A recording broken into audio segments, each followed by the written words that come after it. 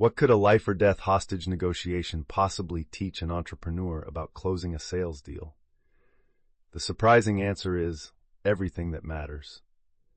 The truth is that the old rules of negotiation are broken. In a world of complex human emotions, logic is not enough. This book delivers a revolutionary playbook forged in the high-stakes world of FBI hostage negotiation that turns traditional business communication on its head. It provides a tactical framework for gaining a decisive competitive edge in any discussion. You will learn the simple, psychologically proven techniques to uncover hidden information, gain influence, and guide your counterparts to the outcome you desire, all while making them feel respected and understood. This is not about compromise. It is about winning. Never split the difference. The Chris Voss Method for Entrepreneurs, written and published by Success Attraction Formula. Chapter 1. Mastering Tactical Empathy for an Edge. Imagine you are in a high-stakes negotiation with a critical supplier. They have just informed you that they are raising their prices by 30%, effective immediately. Your mind races. You start forming logical arguments about your long-standing partnership, about the market rates, about the impact this will have on your business. You prepare for a battle of facts and figures, a contest of rational debate where the most logical argument will win the day. But what happens when you present your flawless case? The supplier becomes defensive. They start talking about their own rising costs and pressures. The conversation escalates, and a wall of resistance goes up. You are talking, but they are no longer listening. You are pushing, and they are pushing back. The deal is on the verge of collapsing, not because your logic was flawed, but because you completely ignored the most important factor in the room, the human element. This is the fundamental problem that plagues entrepreneurs in every negotiation they face. We are taught that business is a rational endeavor, that decisions are made based on spreadsheets and data. We believe that if we can just present a logical enough case, the other side will have no choice but to agree with us. This is a dangerous and costly assumption. In reality, every negotiation is a swirling vortex of emotions, fears, desires, and hidden motivations. People are emotional, irrational beings. When you ignore these underlying currents and lead with pure logic, you are effectively trying to sail a ship by looking only at the map of the ocean while ignoring the powerful, invisible tides that are actually moving your vessel. You are destined to run aground. The transformative solution is to adopt a mindset of tactical empathy. This is the revolutionary principle at the heart of the Chris Voss Method. Tactical empathy is not about being nice or agreeing with the other person. It is not about feeling sympathy for their position. It is a deliberate, strategic skill of recognizing and verbally acknowledging the emotions and perspective of your counterpart in order to gain influence. It is the conscious effort to understand the world as they see it, to feel what they are feeling, and to articulate that understanding back to them. This is not an act of weakness. It is an act of immense strength and control. When you demonstrate a deep understanding of your counterpart's position, a remarkable psychological process unfolds. Their defensiveness melts away. The wall of resistance crumbles. The primal fight-or-flight part of their brain, the part that sees you as an adversary, begins to quiet down, and the logical problem-solving part of their brain begins to engage. By validating their emotions, you make them feel safe, seen, and respected. And when people feel safe, they become far more open, creative, and willing to collaborate. Tactical empathy is the master key that unlocks the other person's mind, allowing you to discover the hidden information, the secret motivations, and the unknown constraints that will ultimately allow you to solve the puzzle and get the deal you want. It is about understanding their religion, not just their logic. To begin mastering tactical empathy, you must first commit to a radical shift in your conversational posture, from talking to listening. Your primary goal in any negotiation is not to state your case, but to gather intelligence. The person who is listening is the one who is learning, and the one who is learning is the one who is winning. You should aim for a talk-to-listen ratio where they are doing at least 80% of the talking. This requires you to silence your own internal monologue, the voice in your head that is constantly formulating your next brilliant argument. and focus all of your energy on what your counterpart is saying, and just as importantly, what they are not saying. A crucial element of this is to pay attention to the three languages of communication. Only 7% of a person's message is contained in the words they use. A full 38% is conveyed through their tone of voice, and a massive 55% is communicated through their body language. The entrepreneur who only listens to the words is missing 93% of the conversation. You must become a student of the nonverbal. Is their tone of voice strained or relaxed? Are their arms crossed defensively, or are they open and leaning in? These are the clues that reveal their true emotional state. The core practical technique of tactical empathy is to learn to voice their pain. This means summarizing the fears, frustrations, and negative feelings your counterpart has expressed or that you sense they are feeling. You are essentially holding up a mirror to their emotional state. You might say something like, "It sounds like you feel completely unappreciated by the management team," or "It seems like you're under a tremendous amount of pressure to hit these numbers." This is profoundly powerful. When you accurately articulate the negative emotions someone is feeling, you perform a kind of psychological magic. It does not amplify the negative emotion, it drains it of its power. The other person feels a sense of relief, thinking, "Finally, someone gets it." This validation creates a bond of trust and rapport faster than any logical argument ever could. It is the equivalent of a doctor telling a patient, "I understand exactly where it hurts." Only after the patient feels understood will they be receptive to the proposed cure. The same is true in business. You must diagnose and voice their pain before you can offer your solution. Let's look at our supplier negotiation. Instead of leading with a logical argument about pricing, the entrepreneur trained in tactical empathy would start by listening. They might open with a simple, "It sounds like you're facing some serious challenges." The supplier, caught off guard by this empathetic approach, might then elaborate on their rising material costs and pressure from their board. The entrepreneur would listen intently, focusing on the emotion behind the words. Then they would voice the pain. "It seems like you feel caught between a rock and a hard place. Your costs are going up, but you're worried that if you pass those costs on, you might lose valuable, long-term partners like us." The supplier would likely respond with a heartfelt, "That's exactly right." In that single moment, the entire dynamic of the negotiation has changed. The entrepreneur is no longer an adversary to be defeated. They are a trusted confidant who understands the problem. The wall is down. Now, and only now, can a real, collaborative conversation about finding a creative solution begin. The entrepreneur has gained a massive tactical advantage, not through force, but through understanding.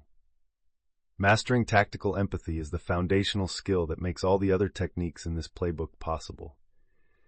It is the act of seeing the negotiation not as a battlefield, but as a process of discovery. But once you have established this baseline of understanding, how do you actively draw out the specific information you need to craft the perfect deal? How do you get your counterpart to reveal their hidden cards without ever feeling like they are being interrogated?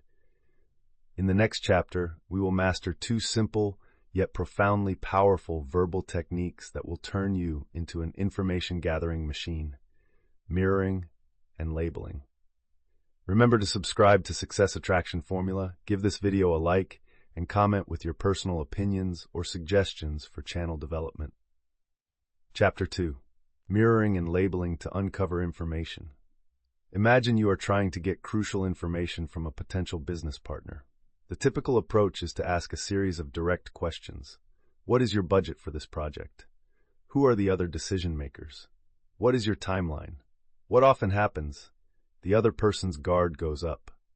The conversation starts to feel like an interrogation, a checklist of demands. They give you vague, non-committal answers. They become defensive, wondering why you need to know all this. Direct questions trigger our natural resistance to being controlled or cornered. This is the common problem that stalls negotiations: the information deficit. Entrepreneurs constantly make deals based on faulty assumptions because they are unable to skillfully uncover the other side's true position, their constraints, and their hidden desires. They either ask blunt questions that shut down the conversation, or they are so afraid of appearing pushy that they ask no questions at all. They are left guessing about what the other person truly wants and what is actually possible, which is a disastrous way to negotiate anything of importance. They are trying to solve a puzzle with half the pieces missing. The transformative solution is to stop asking questions and start using subtle verbal techniques that make your counterpart want to give you information. Two of the most powerful of these techniques are mirroring and labeling.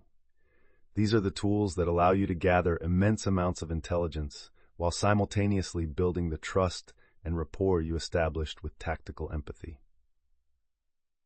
Mirroring and labeling are the conversational equivalent of a skilled detective using a light touch to dust for fingerprints, rather than a clumsy officer knocking down the door. They feel effortless and natural to the other person, but they are incredibly effective at getting them to open up and elaborate on their thoughts. Mastering these skills is like gaining a superpower. The ability to see beneath the surface of the conversation and understand what is really driving the person across the table. It is the art of gathering information not by demanding it, but by creating a safe space where the other person feels compelled to volunteer it. Let's first explore the elegant simplicity of mirroring. A mirror is the simple act of repeating the last 1 to 3 key words that your counterpart has just said. That's it. You are not adding your own thoughts or asking a follow-up question. You are simply repeating their words back to them with a calm, downward-inflecting, genuinely inquisitive tone of voice. The tone is critical. It should sound like you are pondering what they have said, inviting them to continue. The psychological effect of this is almost magical. When you mirror someone's words, it triggers a deep-seated human impulse to re-explain and elaborate. They feel heard and understood, which makes them feel safe. And because you have not asked a question, it does not trigger their defensiveness. They simply continue to talk, often revealing critical information they had no intention of sharing. For example, if a potential client says, "We're looking for a solution that is really robust and user-friendly," the untrained entrepreneur might jump in and start pitching their product's features. The trained negotiator would simply pause and with a curious tone say, "User-friendly?" The client would then almost certainly launch into a detailed explanation of the problems they have had with previous software, the specific features their team struggles with, and who on their team has the most difficulty. You have just gathered a wealth of valuable intelligence with a simple 2-word mirror. The second, equally powerful technique is labeling. A label is the act of verbally acknowledging the underlying emotion or position that you observe in your counterpart. You are giving a name to what you are seeing and sensing. Labels almost always begin with gentle, tentative phrases like, "It seems like," "It sounds like," or "It looks like." This phrasing is crucial because it is soft and non-confrontational. You are not telling them how they feel, which would be presumptuous. You are making an observation, which gives them the power to confirm or deny it. For example, if a potential investor is sighing and looking at their watch while you are presenting, you might pause and say, "It seems like you have a lot of other pressing things on your mind today." Or if an employee is clearly agitated about a new policy, you might say, "It sounds like you're feeling very frustrated by this change." The power of a label is that it is a direct application of tactical empathy. It validates the other person's feelings and diffuses negative emotions. When you label a negative emotion correctly, your counterpart feels a sense of relief. Their shoulders relax. They feel understood. This immediately lowers their defenses and makes them more open to your influence. And a fascinating thing happens if you mislabel the emotion. The other person will almost always rush to correct you, in the process giving you even more information. If you say, "It seems like you're angry about this," and they are not angry, but are actually afraid, they will likely respond with, "I'm not angry, I'm just afraid that if we miss this deadline, it will impact our bonuses." You have just learned a critical piece of their motivation. Let's see these two techniques work in concert in a salary negotiation. An employee comes to their boss, the entrepreneur, and says, "Based on my performance and the market rates, I believe I deserve a significant salary increase." The untrained boss might immediately counter with budget constraints. The 80-20 entrepreneur uses the Voss Method. They might start with a mirror. A significant salary increase? The employee would then likely elaborate, providing all their research on market rates and specific examples of their performance. The entrepreneur listens intently. They notice the employee seems a little nervous, but also determined. The entrepreneur then uses a label.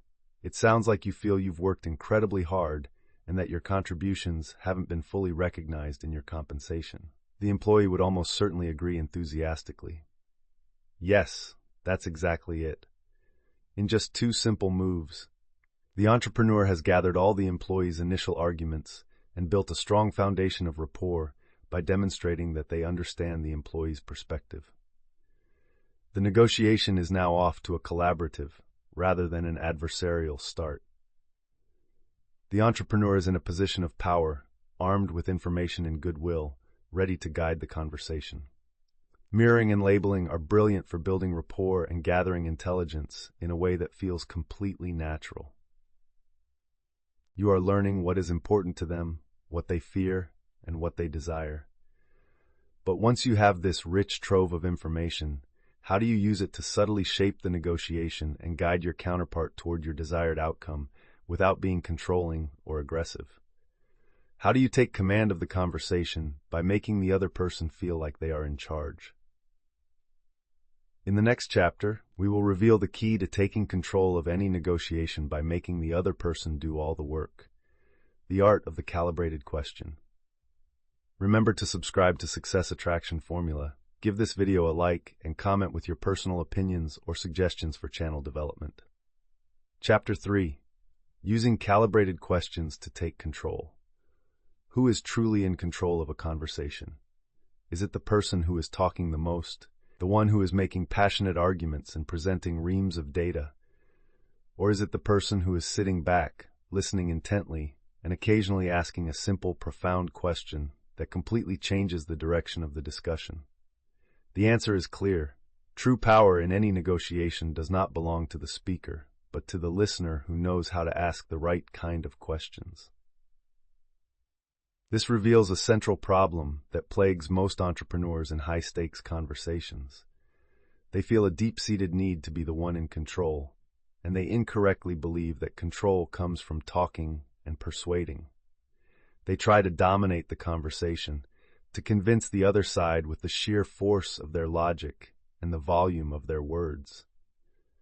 When faced with a demand they do not like, their instinct is to immediately counter it with their own position, which instantly creates a head-to-head conflict. Alternatively, they ask simple, closed-ended yes or no questions that lead to conversational dead ends and fail to uncover any deeper information. This approach is exhausting and ineffective. It puts all the pressure on you to come up with solutions and gives all the power to your counterpart to simply reject your ideas. You are working too hard, and in doing so, you are surrendering control. The transformative solution is to master the art of the calibrated question. This is the tool that allows you to take control of any negotiation by making your counterpart an active participant in solving your problems. A calibrated question is a carefully and deliberately worded, open-ended question that is designed to be non-confrontational while simultaneously forcing your counterpart to pause, think, and consider your position. It is the verbal equivalent of gently taking your counterpart's hand and turning them around so they are looking at the problem from your point of view. The core mindset shift is revolutionary. Your job is not to come up with the answers. Your job is to ask the questions that guide your counterpart to come up with your desired answers. This gives them the illusion of control, which is a powerful psychological state. When people feel they are in control, they feel safe, their defenses drop, and they become more creative and collaborative. Calibrated questions are the ultimate tool for saying no without ever using the word. They gracefully deflect aggressive demands, they uncover hidden constraints, and they guide the negotiation toward a solution that works for you, all while making the other person feel respected and powerful. The structure of a calibrated question is simple but precise. They almost always begin with the words what or how. They should never begin with the word why. Asking why did you do that inherently sounds accusatory and is guaranteed to put your counterpart on the defensive. But asking what are we trying to accomplish here is collaborative and problem-oriented. The goal of these questions is to force the other person to think, to engage their problem-solving abilities, and to contemplate the challenges of your situation. After you ask a calibrated question, the most important thing you can do is to remain silent. Let the question do its work. It may be followed by a long, uncomfortable pause. You must resist the urge to jump in and fill that silence. The silence is the sound of your counterpart thinking, and you have put them to work for you. Let them be the one to break the silence. There are several key applications for calibrated questions. The first and most common is to gracefully push back against an unreasonable demand. Let's say a client demands a massive amount of extra work that was not in the original scope of your project, and they want it done by tomorrow. The amateur negotiator would say, "No, that's impossible." This creates a direct conflict. The master negotiator would use a calibrated question. They would respond with a calm, respectful tone. How am I supposed to achieve that? This simple question is brilliant. It does not say no. It does not attack the client. It politely hands the problem back to them and invites them to participate in solving it. The client is now forced to consider the realities of your position, your team's workload, the laws of time and physics. They will almost certainly soften their demand, perhaps suggesting a more realistic timeline or offering to pay more for the expedited work. You have said no effectively without ever creating an adversarial dynamic. Another powerful use of calibrated questions is to uncover the deep-seated motivations behind your counterpart's position. When a potential investor tells you, "We need to own 30% of the company for this deal to work," the amateur asks, "Why?" and gets a defensive answer. The pro asks a what question to understand the underlying goal. What does that 30% accomplish for your fund?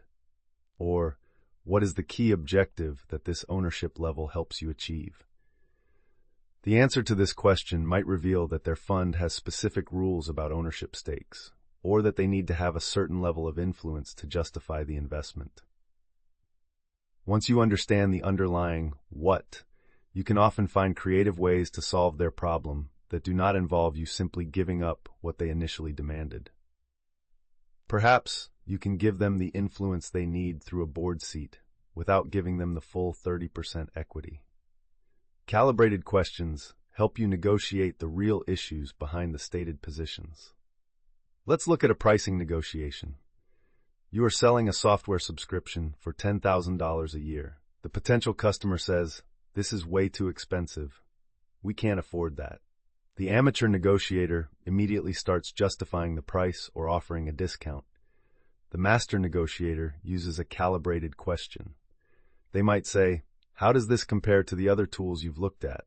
Or, "What about this price seems unfair to you?" A particularly powerful question in this situation is, "How are we supposed to do that?" delivered with a tone of deference and respect. This forces the customer to consider your position. They know you have a business to run, with salaries to pay and costs to cover. They cannot reasonably answer, "Well, you should just lose money to make me happy." They are now forced to become your negotiating partner. They might respond with, "Well, our budget for this quarter is only $7,000. Now you have a real concrete piece of information to work with. You have moved from a vague, "It's too expensive," to a specific constraint you can help them solve, perhaps with a different payment plan or a slightly different service package. You have taken control of the negotiation by making them solve the problem. Calibrated questions give you a powerful and subtle form of control, allowing you to guide the conversation and uncover critical information. But sometimes a negotiation requires a more direct approach to shaping the other person's reality. How do you anchor their expectations and make your preferred outcome seem not just reasonable, but like the only logical choice? How do you masterfully use the power of the word no to create safety and get them to reveal their true bottom line? In the next chapter, we will enter the world of psychological influence and learn the advanced techniques for bending reality to your will. Remember to subscribe to Success Attraction Formula. Give this video a like and comment with your personal opinions or suggestions for channel development. Chapter 4. Bending Reality with No and Anchors. What if the single most powerful word in any negotiation, the word that makes your counterpart feel the safest and most in control, is the very word you have been taught to fear the most, the word no? We are conditioned from a young age to see no as a rejection, a failure, the end of a conversation. As entrepreneurs, this fear is magnified. We are so passionate about our ideas and so eager to make a deal that we will do almost anything to avoid hearing no. This is the core problem of yes momentum addiction. We believe that a successful negotiation is a smooth, linear path of one yes after another. This fear of no causes us to be overly agreeable, to avoid asking tough but necessary questions, and to accept bad terms just to keep the conversation moving forward. In parallel, we often enter negotiations on the defensive, reacting to the other side's proposals and numbers rather than proactively shaping the psychological landscape of the discussion. We let our counterpart set the terms of the debate, forcing us to play within their frame. This combination of fearing no and failing to set the frame puts us in a position of perpetual weakness, constantly reacting instead of leading. The transformative solution is twofold. You must first fundamentally reframe your relationship with the word no. And second, you must master the art of psychological anchoring. The core mindset shift is to see no not as a rejection, but as the true beginning of the negotiation. No is not failure. It is a powerful tool for creating safety and gathering information. When your counterpart says no, they feel they have protected themselves and asserted their autonomy. This feeling of safety makes them relax, think more clearly, and become more open to your influence. The second part of the solution is to proactively bend your counterpart's perception of reality by setting powerful anchors. An anchor is a piece of information, usually a number, but it can also be an idea or an emotion that you introduce early in the conversation to subconsciously influence their expectations and pull them toward your desired outcome. By mastering the use of no and the science of anchoring, you stop reacting to the negotiation and start actively shaping it. You learn to control the frame of the conversation, making your preferred outcome seem not just reasonable, but inevitable. Let's first explore how to use no to your advantage. A key technique is to intentionally solicit a no from your counterpart early in the conversation. You can do this by asking a no-oriented question. Instead of asking a question that invites a yes, like, "Would you be open to discussing this project?" you would ask a question that invites a no, such as, "Would it be a ridiculous idea to briefly discuss how we might be able to help with this project?" Or, "Are you completely against the idea of exploring a different approach?" The other person can easily say no to the ridiculousness or their opposition, which makes them feel safe and in control. They have not committed to anything. Paradoxically, this no opens the door for them to consider your idea. It is a low-pressure way to start a conversation. Furthermore, you must learn to hear no not as a final verdict, but as a temporary state. When a counterpart says no to your proposal, it rarely means "I will never agree to this under any circumstances." It more often means "I am not comfortable with that right now based on what I currently know." A no is an invitation to use your other skills. It is your cue to use labels and calibrated questions to understand the underlying reasons. You can respond with, "What about this doesn't work for you?" Or, "It seems like there's something about this proposal that makes you uneasy." No is not the end. It is a signal to begin a deeper process of discovery. Now, let's turn to the powerful science of anchoring. The human mind is highly susceptible to the anchoring effect, a cognitive bias where we rely too heavily on the first piece of information offered when making decisions. The first number mentioned in a negotiation, no matter how arbitrary, powerfully and subconsciously anchors the entire subsequent conversation around it. The skilled negotiator always strives to be the one to set the first anchor. The most common way to do this is with an extreme first offer. If you are selling a service and your target price is $50,000, you might start with an anchor of $75,000.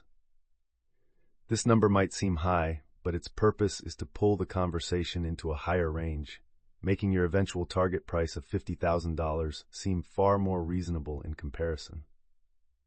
When your counterpart reacts with shock, you absorb it with tactical empathy and calibrated questions, but the anchor has already done its work on their subconscious mind. You can also use range anchors.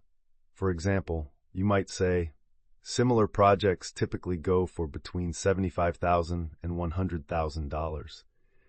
This anchors them to the high end of the range, and they will likely focus on the $75,000 number as the starting point for a reasonable deal.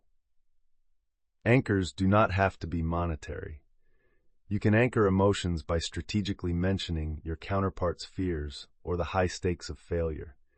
For example, before presenting your proposal, you might say, "We know that the last firm you hired for this failed to deliver, which must have been incredibly frustrating and costly." This anchors the conversation around the pain of past failure, making your reliable, albeit more expensive, proposal seem like a very safe and wise investment. Let's put this all together in a scenario. An entrepreneur is pitching her marketing services to a potential new client. Her target price for the engagement is $100,000.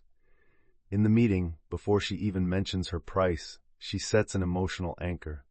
She says, "I know your goal is to double your market share this year, and I also know how much pressure you're under from your board to hit that target. A failed marketing launch would be disastrous." This anchors the conversation around the high stakes of failure. Later, when the client asks for the price, she sets an extreme numerical anchor. She says, "For a full-service engagement like this, some of the big agencies in the city would charge upwards of $250,000. She lets that number sink in. Now, we're not a big, bloated agency, so our price is not anywhere near that. The total investment for this project is $145,000. This is her aggressive first offer. The client naturally balks and says there is no way they can pay that. This is the no she was expecting. She doesn't panic. She responds with a label. It seems like that number is a bit of a shock and a calibrated question. How far apart are we? She has successfully anchored the negotiation in a high range and used the client's no to begin the real process of discovery, all while maintaining complete control of the frame. Calibrated questions give you subtle control, but sometimes you need a more direct and structured approach to the final haggle over price. How do you move from your aggressive first anchor to your target price in a way that makes your final number seem non-negotiable and fair, while making your counterpart feel like they fought hard and won a great deal? In the next chapter, we will lay out the step-by-step system for closing the deal on your terms, the powerful Ackerman Bargaining Method.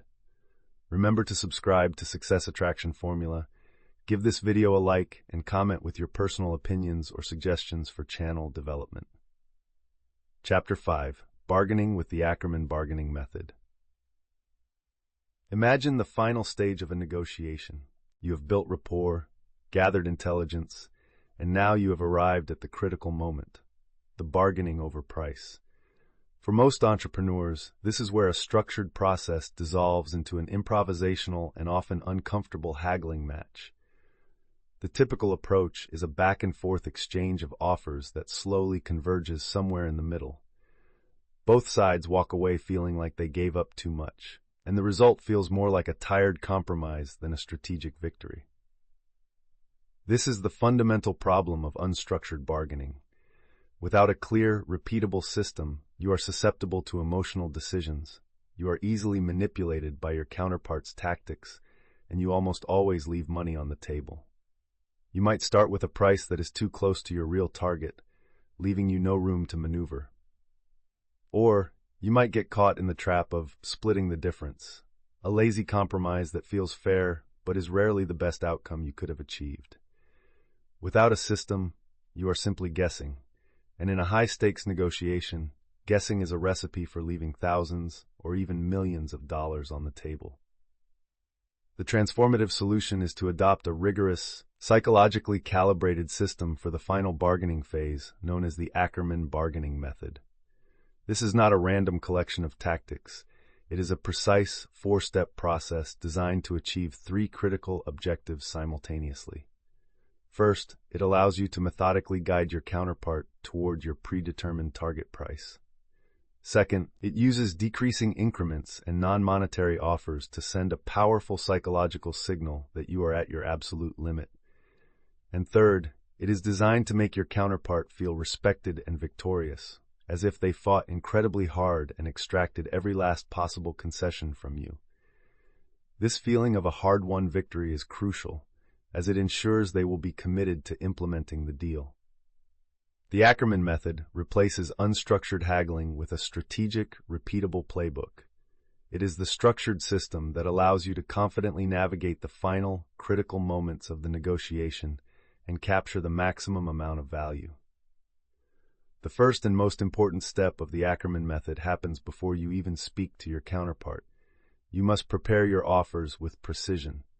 First, you must determine your target price, the price you actually want to achieve. This is your 100% number. Then, you must prepare a sequence of three other offers based on this target.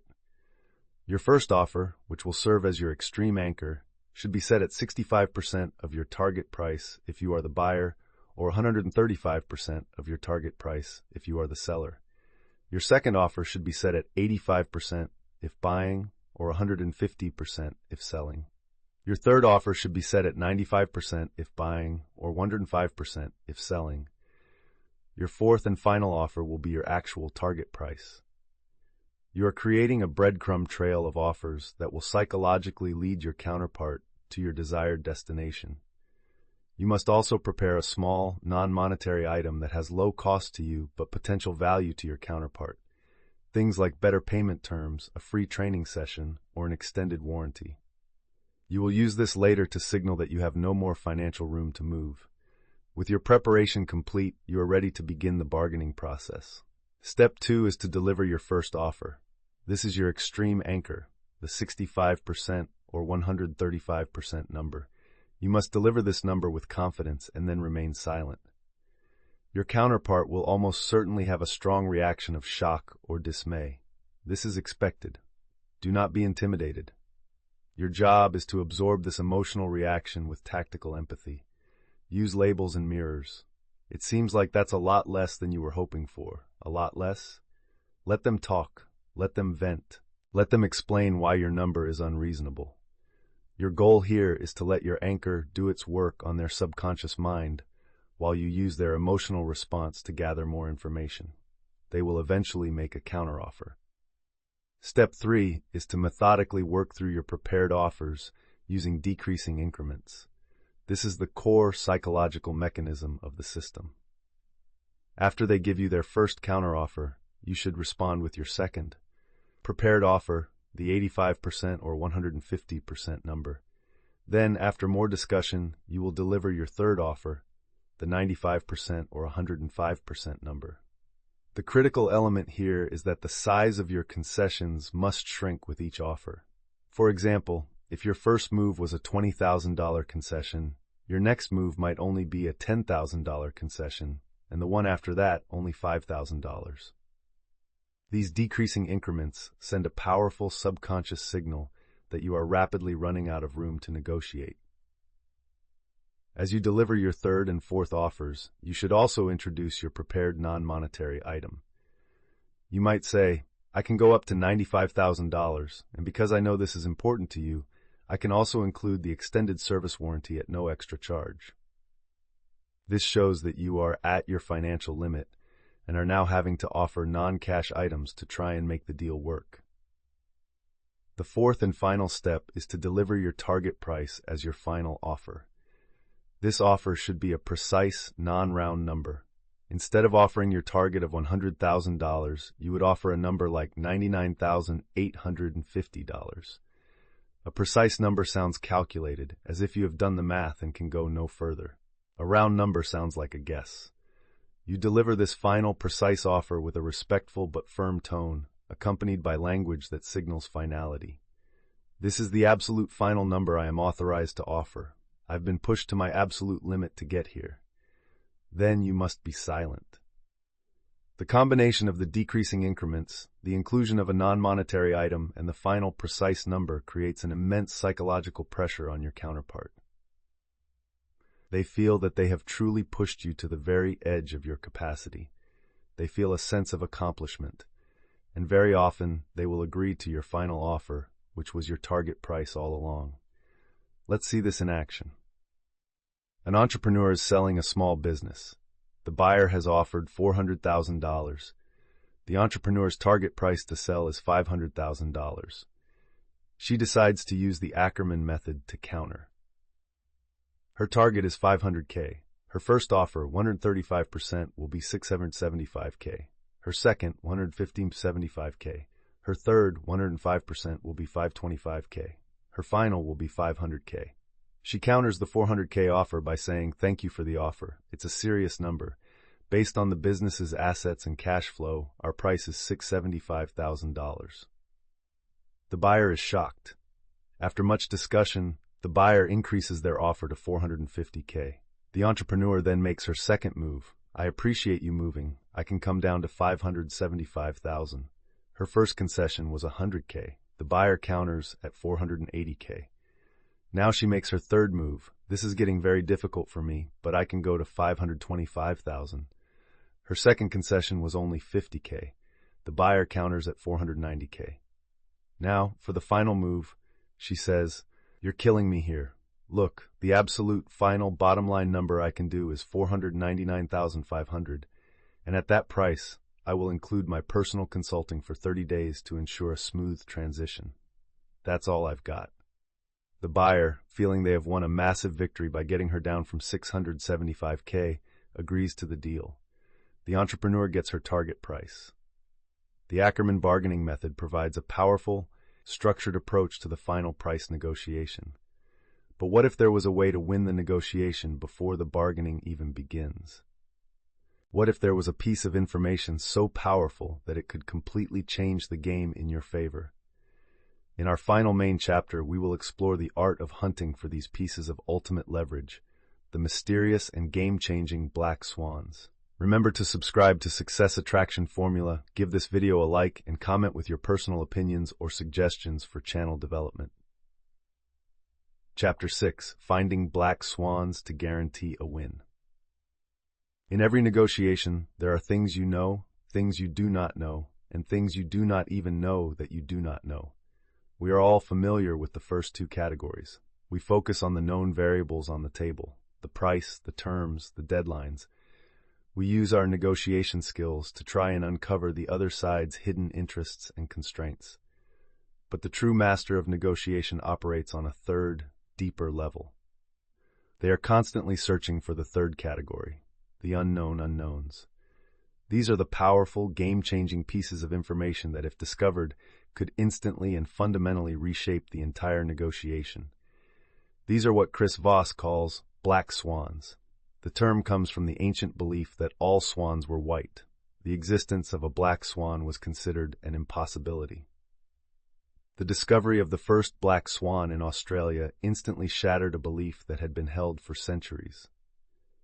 In a negotiation, a black swan is a piece of hidden leverage, an unexpected motivation, or an unforeseen constraint on the other side that you had no idea was even possible. The problem is that most entrepreneurs are so focused on the immediate conflict in front of them, on fighting over the known pieces of the pie, that they never even look for these game-changing insights. They are playing checkers on a two-dimensional board, completely unaware that the game is actually three-dimensional.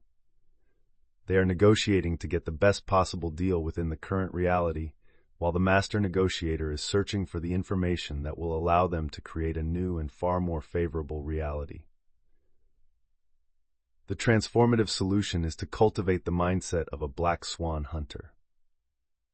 This means approaching every negotiation not just as a contest to be won, but as a mission of discovery.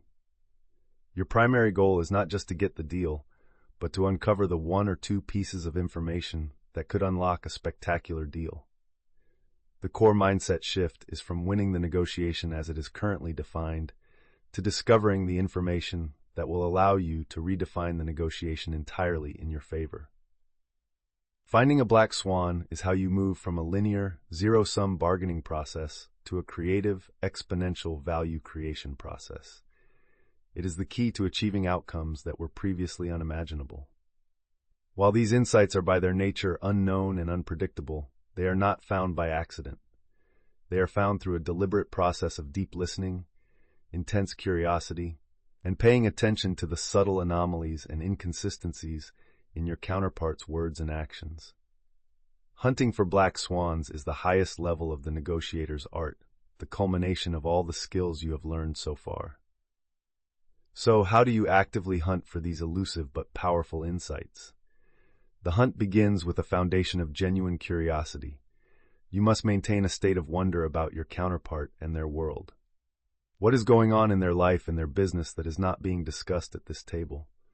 What pressures are they under from their boss, their board, or their family?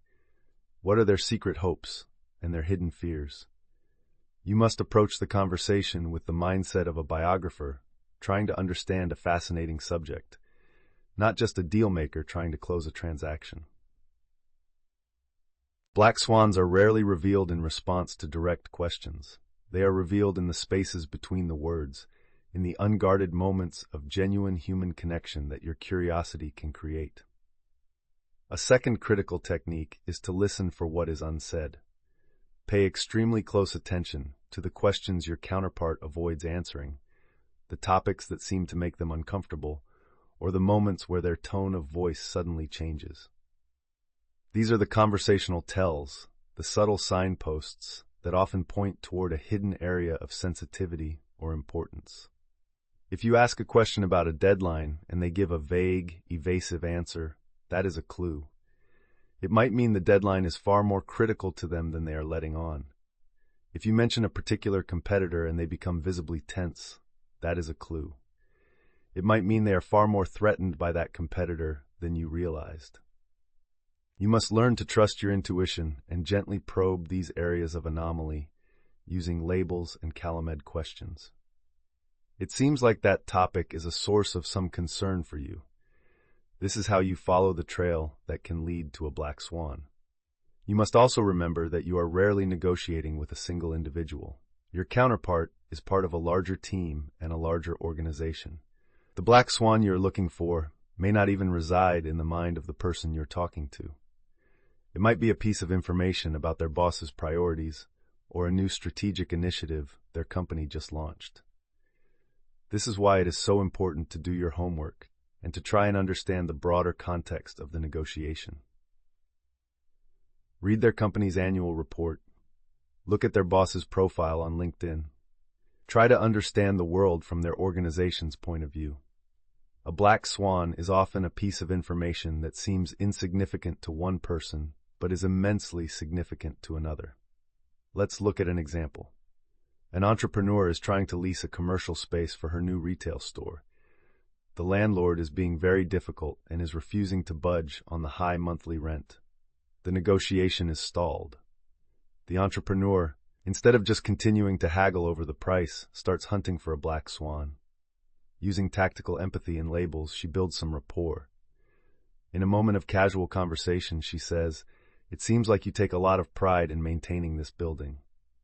The landlord's entire demeanor changes. He proudly explains that his family has owned the building for 50 years, and his biggest fear is leasing a space to a tenant who will let it fall into disrepair or who will go out of business, leaving the storefront empty and an eyesore on the block. This is the black swan. The negotiation was never about maximizing the monthly rent. It was about the landlord's deep emotional need for a stable long-term tenant who would be a good steward of his family's legacy. Armed with this knowledge, the entrepreneur completely reframes her offer. She says, "I understand your concern. How about this? I am so confident in my business that I am willing to sign a 10-year lease instead of a 5-year lease. And I am willing to put a clause in the lease that gives you the right to approve all my signage and storefront designs to ensure they meet the building's aesthetic standards." This offer is immensely valuable to the landlord, addressing his real hidden fears. In exchange for these non-monetary concessions, the landlord readily agrees to a significantly lower monthly rent. The entrepreneur won the negotiation not by fighting over the stated issue of price, but by discovering and solving for the unstated black swan. The hunt for black swans is the ultimate expression of the skills detailed in this playbook. It requires the deep listening of tactical empathy to build the necessary trust. It requires the subtle use of mirrors and labels to notice and explore inconsistencies. And it requires the strategic use of calibrated questions to probe for the underlying motivations that your counterpart may not even be fully aware of themselves. This is the pinnacle of the art of negotiation. It is where you move beyond the adversarial, zero-sum game of bargaining and into the creative, value-generating realm of discovery. It is the path to crafting deals that are not just good, but truly spectacular, guaranteeing a win by redefining the very meaning of the word. We have now explored the complete tactical playbook for the modern entrepreneur. This journey has taken us from the foundational mindset of tactical empathy to the subtle arts of information gathering with mirrors and labels. We have learned how to take control of a conversation with calibrated questions, how to shape reality with anchors and a mastery of the word no, and how to systematically win the final bargain with a structured psychological approach. It all culminates in the hunt for black swans, the ultimate leverage that can transform any negotiation. This is not a collection of clever tricks. It is a cohesive and powerful system for understanding and influencing human interaction. It is a testament to the profound idea that in business, as in life, the path to getting what you want is not through brute force, but through a deep and strategic understanding of the person sitting across the table. Thank you for joining us on this deep dive into the art and science of high-stakes negotiation. We hope this playbook has armed you with the confidence and the tactical skills to transform every conversation into an opportunity for success. The principles you have learned are powerful, and with practice, they will provide you with a decisive and enduring competitive edge in everything you do. If you have found this journey valuable, please support our mission by giving this video a like, subscribing to Success Attraction Formula for more insights on winning in business and life, and sharing your thoughts or a story of your own negotiation success in the comments below. Your engagement inspires us to continue creating powerful content.